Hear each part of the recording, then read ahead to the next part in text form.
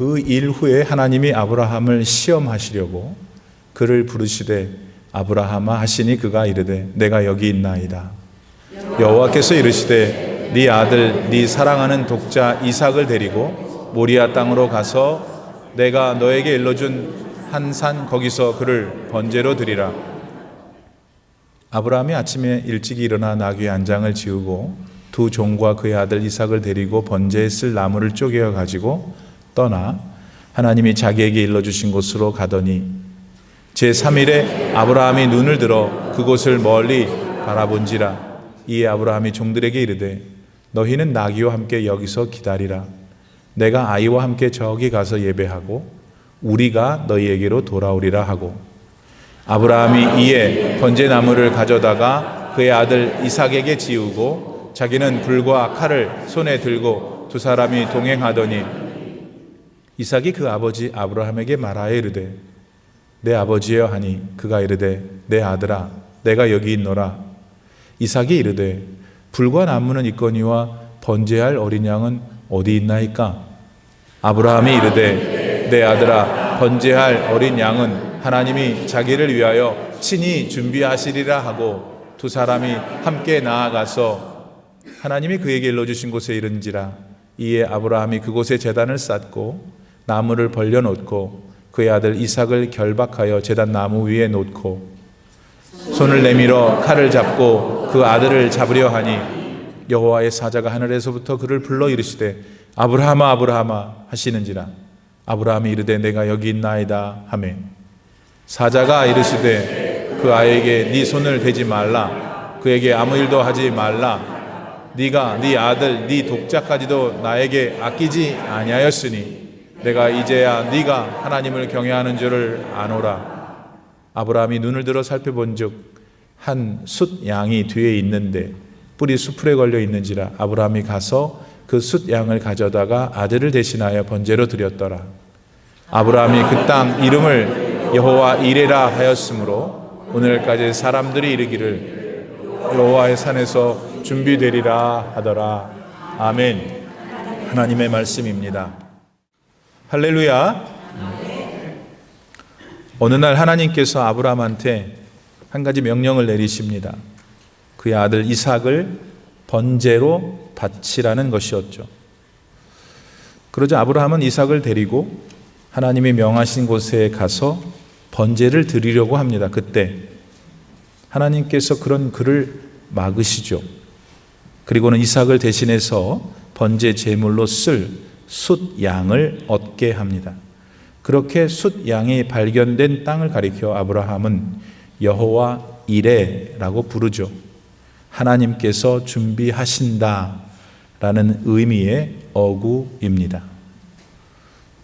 이상이 오늘 본문에 들어있는 이야기의 큰 줄거리입니다. 근데 여러분 이 말씀을 들으시면서 우선 어떤 생각이 드셨습니까? 솔직히 일반적으로 말해서 두 가지 생각들이 교차하지 않았을까 합니다. 첫째는 아니 무슨 이런 말도 안 되는 황당한 일이 있을 수 있을까 하는 겁니다. 여러분 아무리 그래도 그렇지 어떻게 사람이 자기 자식을 제물로 갖다 바칠 수가 있단 말입니까? 그것도 목을 자르고 팔다리를 잘라서 다 불태우는 그런 번제의 제물로 어떻게 자기 자식을 바친단 말입니까? 정말 상상만 해도 끔찍한 일이죠. 그런 일을 지금 하나님께서 아브라함한테 하라고 하신 겁니다. 그러니까 그런 일을 하라고 명하신 하나님도 정말 너무하신 것 아닌가 하는 마음이 저는 들었어요. 여러분들은 하나도 안 드나 보죠? 두 번째, 그런가 하면 솔직히 이런 마음도 스쳐 지나갑니다. 뭔데요? 혹시나 하나님께서 나한테도 그런 요구를 하시면 어쩌지 하는 생각입니다. 무서운 마음이죠. 남에게 일어난 일이어도 막 가슴이 쪼그라듭니다. 그런데 그런 일을 나보고라도 하시면 어쩌지? 그러니까 그냥 그런 생각조차 하고 싶지 않은 거죠. 아이, 하나님 저는 그런 믿음도 안 되고 그런 그릇도 안 되니까 전 잊어주세요 할 수 있죠. 그렇죠 여러분?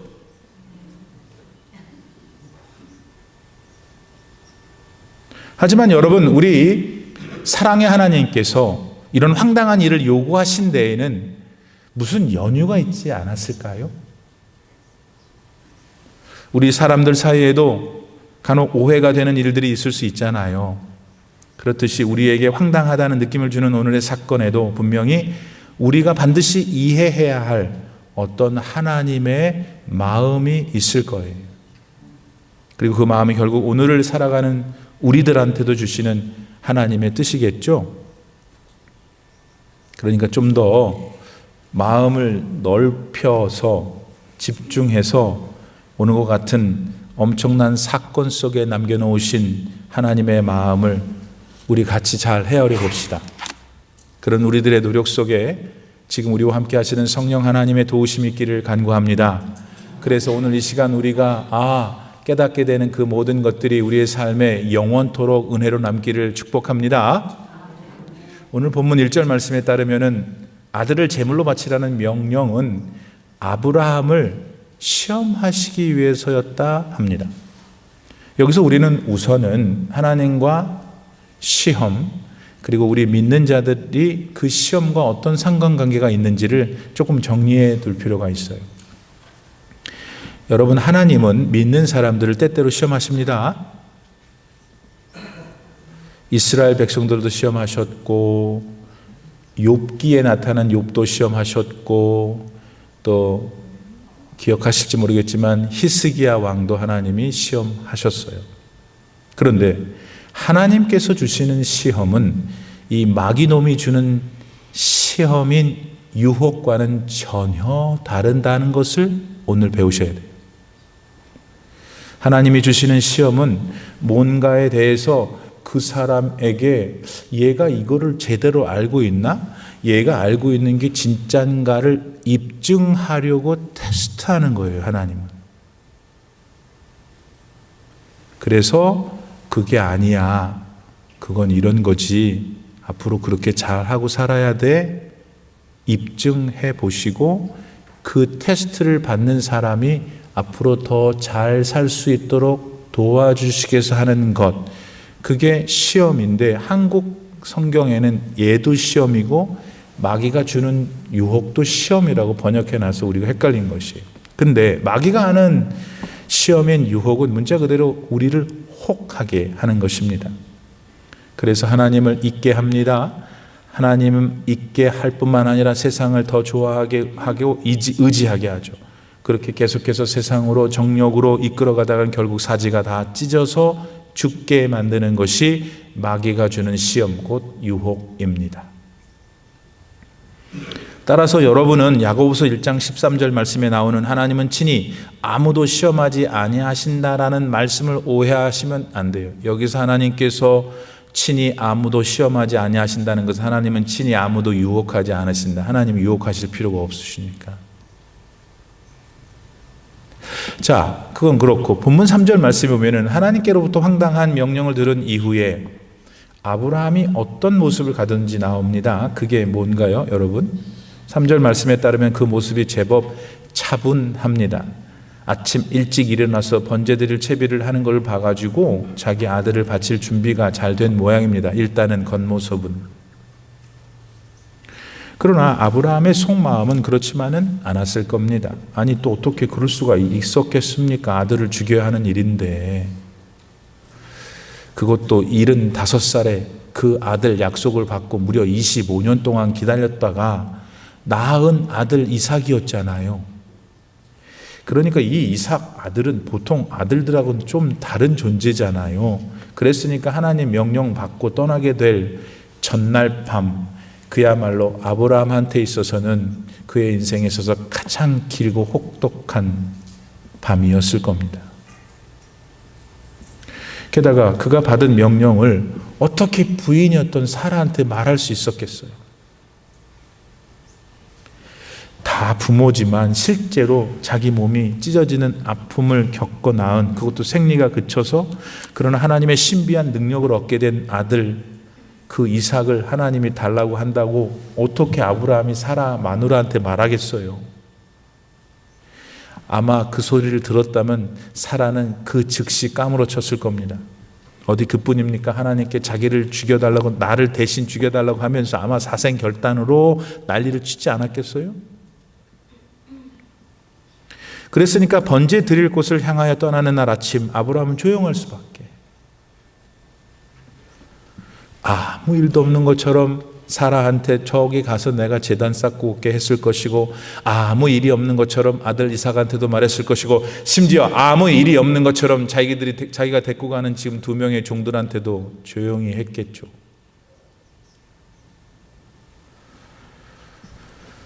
그리고 그렇게 떠나 번제를 드려야 할 장소인 모리아산에 이르기까지 3일이 걸렸다고 오늘 성경이 기록하는데, 왜 하나님은 참 짓궂으셔. 뭔 3일을 또 기다리게 하셔요.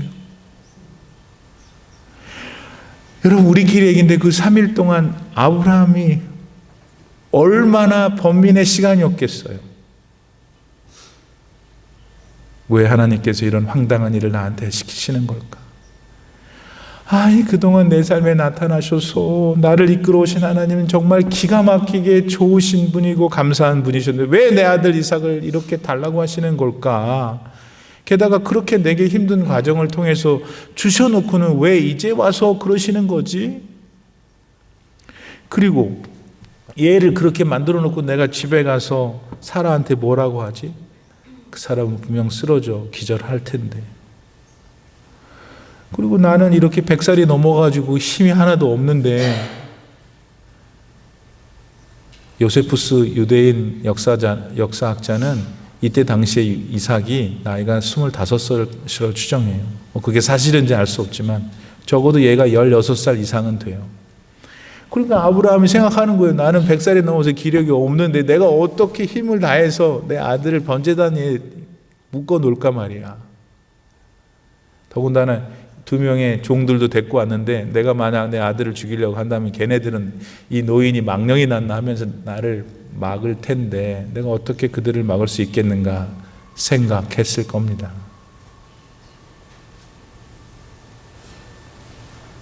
그렇게 많은 생각을 하며 아브라함은 번제할 곳인 모리아산, 그 산이 보이는 약 2마일 전에 도착하게 됩니다. 그런데 이런 만감이 교차하면서 괴로워하던 아브라함의 마음을 정말 갑자기 콩알만하게 한 사건이 발생했어요. 그건 뭐냐면 자기 아들이 자기한테 물었던 질문 때문이에요. 뭐라고 질문했는데, 본문 7절 하반부, 이삭이 이르되 아빠, 불과 나무는 있는데 번제할 어린 양은 어디 있어요? 그 순간 아브라함은 뭘 숨기려다가 들킨 사람의 심정이었을 거예요. 게다가 지금 자신이 하고자 하는 일이 지금 물어보고 있는 개의 일이니까 그 질문에 육신의 애비였던 아브라함의 마음이 얼마나 아팠겠어요.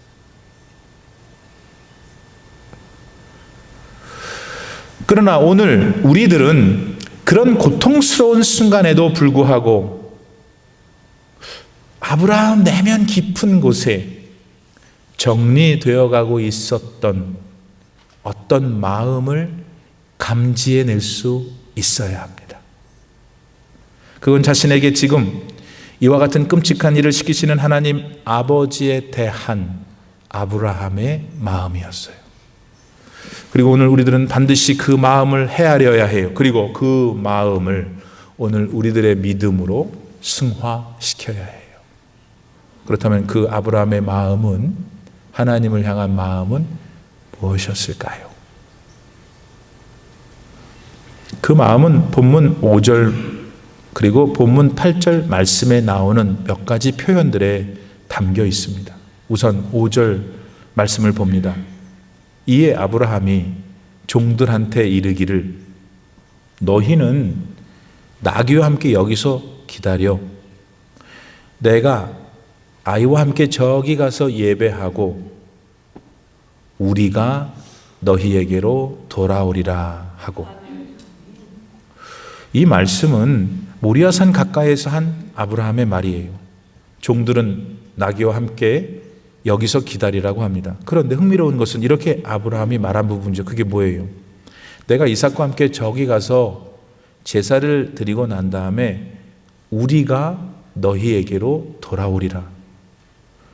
아니 여러분, 이삭은 지금 모리아산에 가면 번제물로 태워질 존재입니다. 그런데 어떻게 그런 이삭이 아브라함과 함께 종들에게 같이 돌아올 수 있다는 말입니까?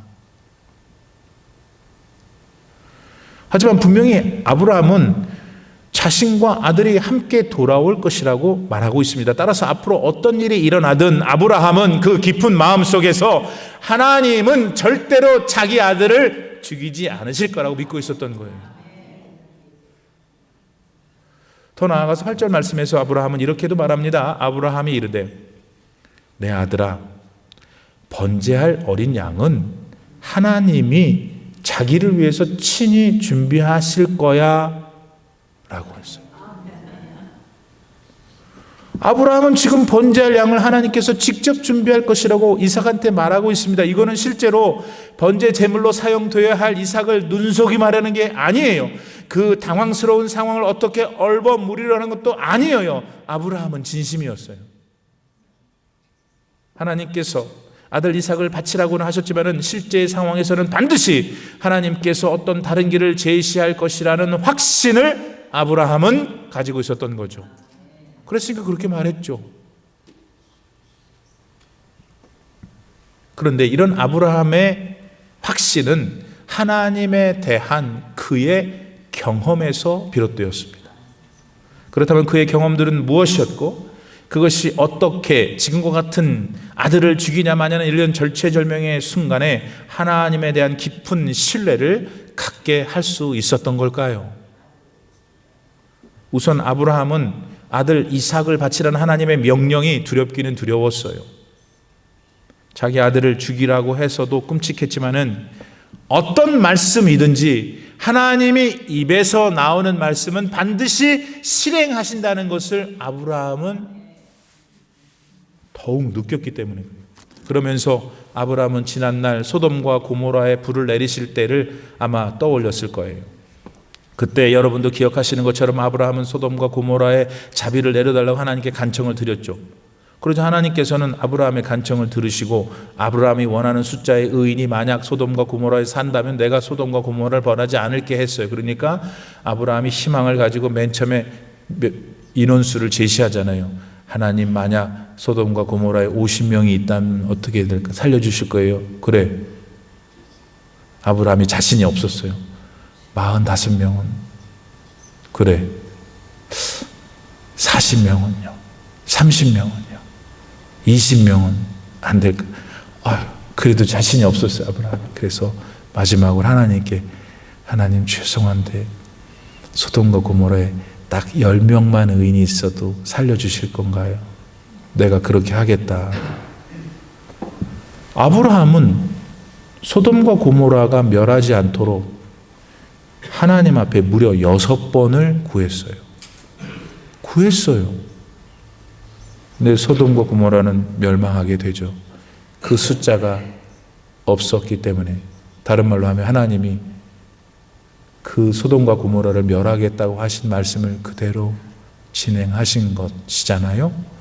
그거를 아브라함이 지금 새삼스럽게 떠올리게 된 거예요. 우리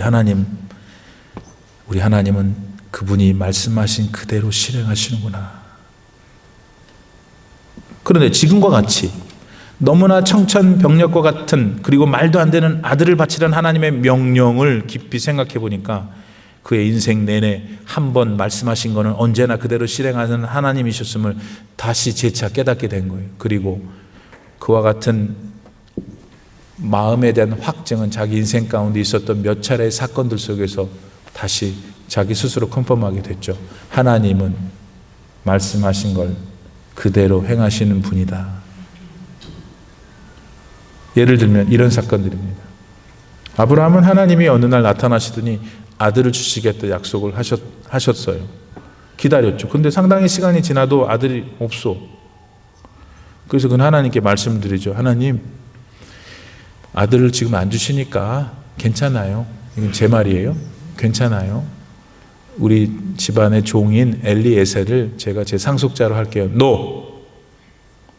네 부인 사라의 몸을 통해서 네 씨가 네 후손이 될 거야. 하나님 그렇게 대답하셨죠. 그러나 그 일이 있은 지 많은 세월이 지났는데 아직도 아들이 없어. 그래서 아브라함은 사라의 몸종이었던 하가를 통해서 아기를 낳죠. 아들이 나왔어요. 이스마엘이었죠. 하나님이 이스마엘을 보시더니 네 후손은 사라의 몸에서 나오는 네 씨여야 해. 그러다가 이런 일들이 또 생겼죠. 뭡니까? 아브라함이 살고 있는 땅에 기근이 들었어요. 먹을 게 없어. 그래서 이집트, 옛날 말로 애굽으로 내려가죠. 사라가 아주 미모의 여인이었던 것 같습니다. 바로 왕의 신하가 사라를 보더니 바로한테 데리고 가려고 그래요. 이때 남편이었던 아브라함이 자기 아내라고 말해야 될 거 아니에요. 말 안 하고 자기 누이라고 해요. 왜냐하면 바로한테 잡혀서 죽을까 봐. 사라는 바로 왕궁에 들어가게 됩니다. 왜냐하면 남편이 없는 여자니까. 이제 큰일 나게 생겼어요. 이때 하나님께서 바로에게 나타나셔서 엄청 바로를 혼내십니다.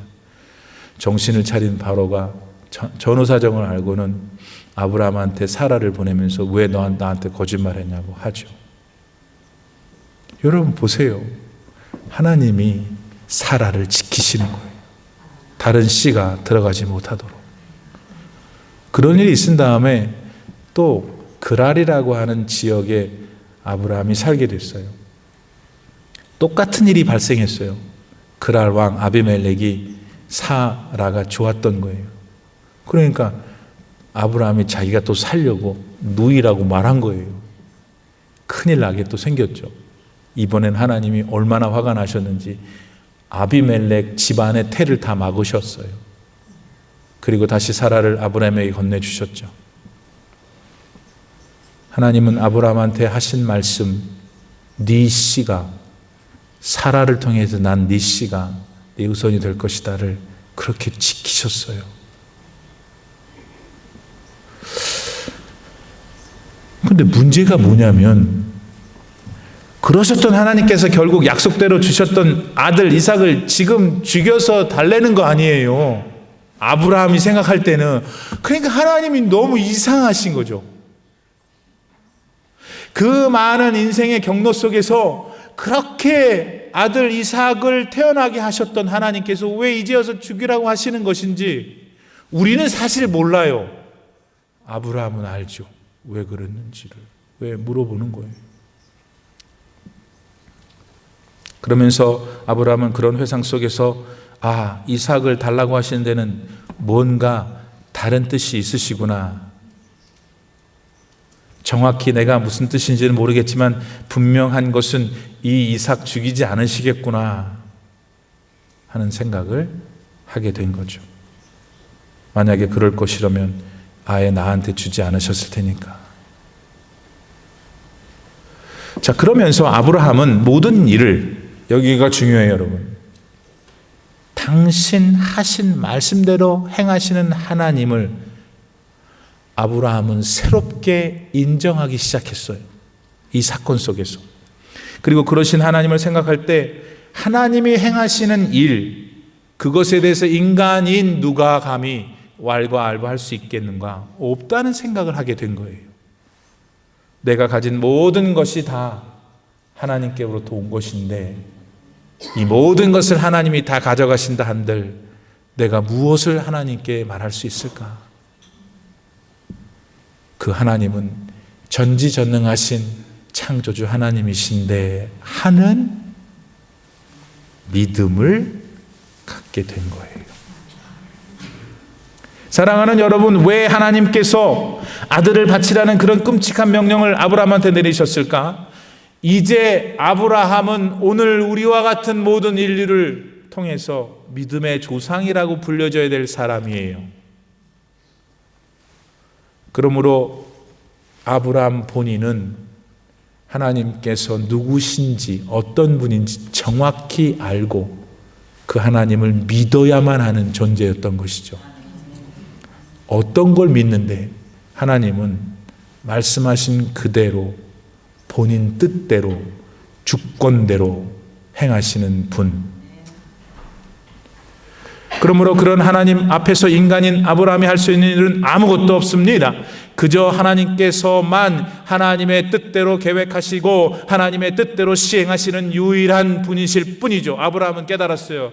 하나님은 하나님이시기 때문에 이삭을 바치라는 다소 잔인한 명령도 하실 수 있다. 그리고 이삭을 아버지 아브라함이 죽이지 못하게 하실 수도 있다. 재밌죠? 지금 하나님은 아브라함한테 아들 죽이라고 해놓고는 죽이지도 못하게 하시잖아요. 죽이라고 했는데. 들리세요? 하나님은 아브라함한테 아들을 죽이라고도 하실 수 있는 분, 그래서 죽이라고 해서 죽이려고 했는데 죽이지도 못하게 하는 분, 자기 마음대로인 분.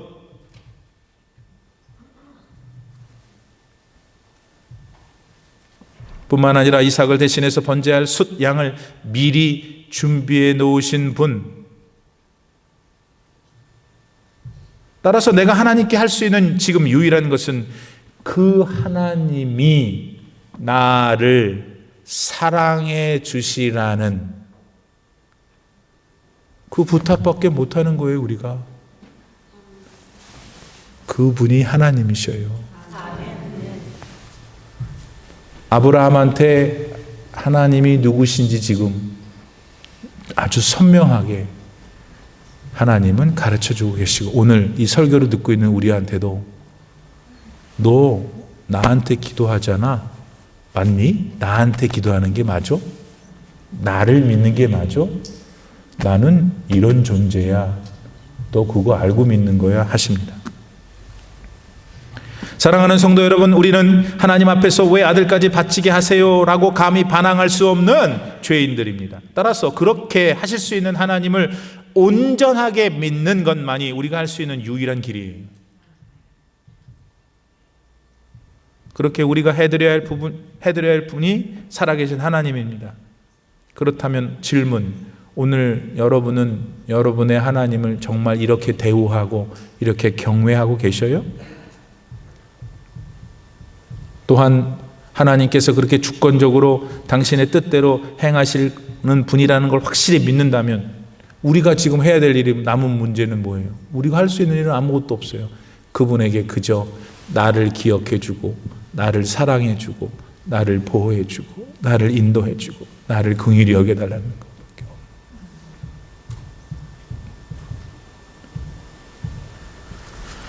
우리가 신앙하는 살아계신 하나님은 마땅히 그런 대우와 경외를 받으시기에 합당하신 분이십니다. 이 하나님을 믿는 여러분 되기를 바라요. 사랑하는 성도 여러분, 아브라함에게 약속하신 모든 것을 다 지켜내신 우리 하나님이셔요. 그러니까 만약에 저와 여러분이 이 아브라함의 하나님을 진짜로 믿는다면 하나님은 아브라함에게 하셨던 약속을 지키심, 나에게도 지키시겠다는 거죠.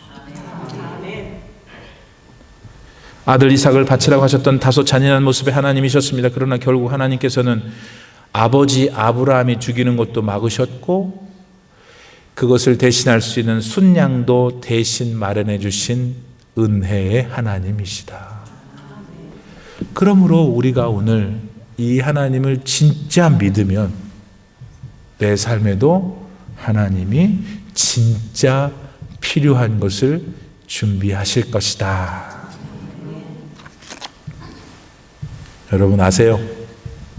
아브라함과 이삭이 걸어 올라갔던 모리아 산, 여기 모리아 산이라고 그랬잖아요. 이곳이 훗날 예루살렘 성전이 세워지는 장소가 됩니다.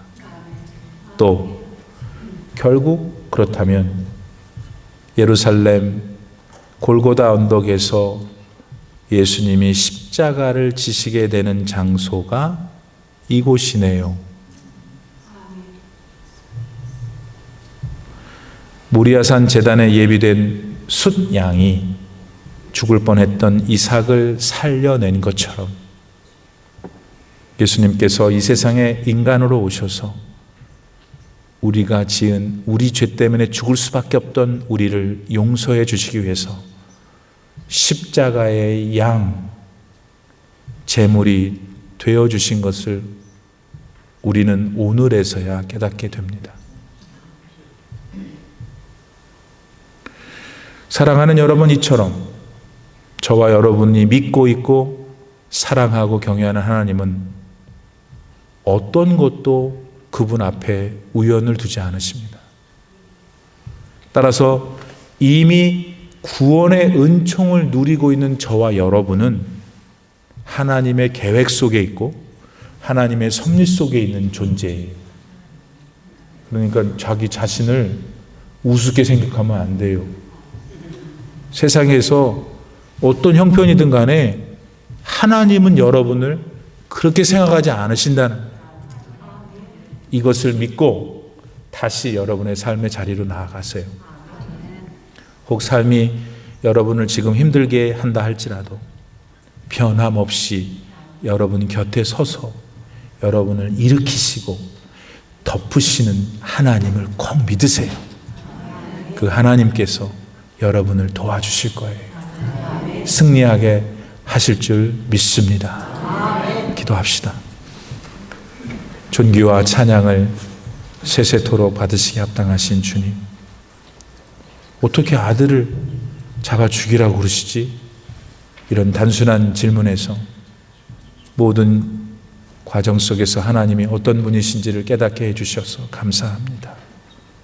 나의 하나님, 영원한 창조주 예수 그리스도의 모습으로 이 세상에 오셔서 나를 구원해 주신 하나님을 찬양합니다.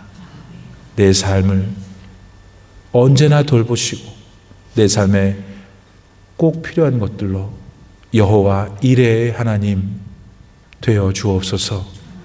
기도하는 모든 성도들에게 그 실제의 은혜로 함께 하시기를 간절히 바라오며 예수님의 이름으로 기도드립니다.